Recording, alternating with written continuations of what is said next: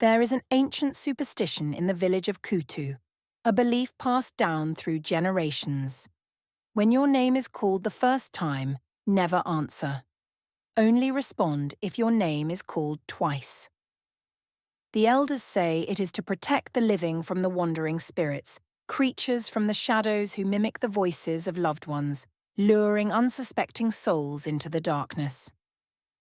Amina, a young girl in her final year of secondary school, never believed in these old stories.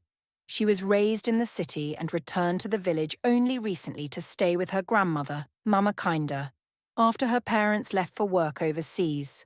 Life in the village was slow and different, the air thick with old beliefs, but Amina brushed it all off as superstition, until the night she heard her name called. It was a humid evening, with the sounds of crickets filling the air.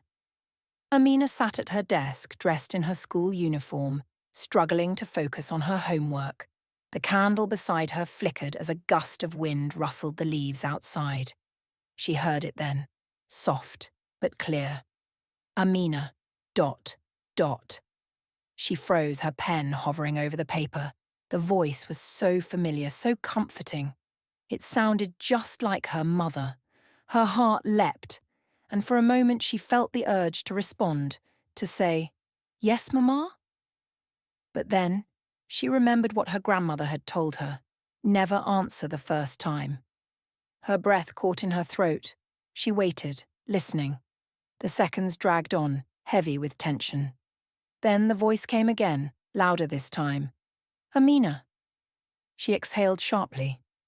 It was safe to respond now, right? She stood from her desk, her heartbeat quickening, and walked toward the door. But something stopped her in her tracks.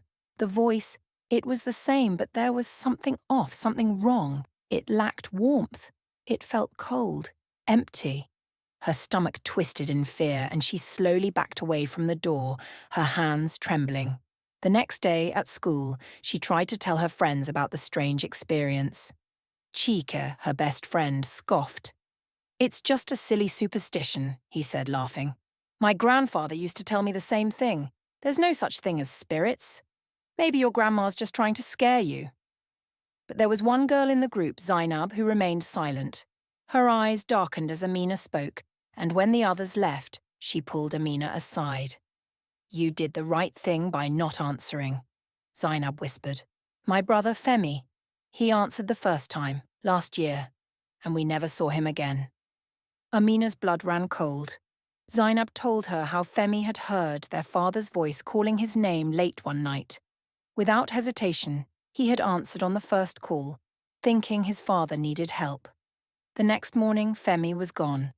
They found his footprints leading deep into the forest, but the trail stopped there, as if he had vanished into thin air. All that remained were strange, twisted marks in the soil, like the dragging of claws. Over the next few days, Amina couldn't shake the feeling that something was watching her. The village seemed different, the shadows longer, darker. Mama Kanda grew more anxious, warning her never to break the rule. "The spirits can't take you if you follow the ways of the ancestors," she said. But then, one night, it happened again. Amina was lying in bed, her heart heavy with the weight of what Zainab had told her. The wind howled outside and the trees rustled violently. Suddenly she heard it. Amina ... Her mother's voice again, soft, sweet, yet hollow. Her body tensed, every nerve on edge. This time the voice didn't come from outside her door. It came from underneath her bed. Her breath hitched. She gripped her sheets tightly, refusing to move. "Amina!" the voice called again, but this time there was a wet, gurgling sound beneath it, as though something was drowning. Panic flooded her mind, but she didn't respond. She couldn't.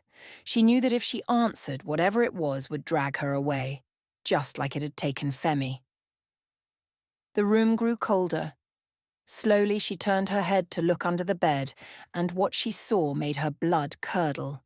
Two pale, clawed hands emerged from the shadows, reaching for her, followed by a face twisted in a grotesque grin.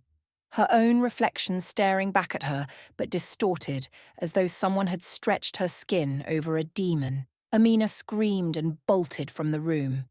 She ran to her grandmother, who immediately took her to the village elders. The elders performed rituals, chanting prayers and offering sacrifices to appease the spirits, but Amina knew deep down that it wasn't over. As the sun set the next day, Amina prepared to leave the village, but before she could step outside, she heard it again. Amina. Her heart stopped. This time, the voice was clearer, louder, and unmistakable. It wasn't coming from outside, it was coming from her grandmother. Amina turned to face her grandmother, but something was wrong. Mama Kainda's eyes were blank, her mouth twisted into that same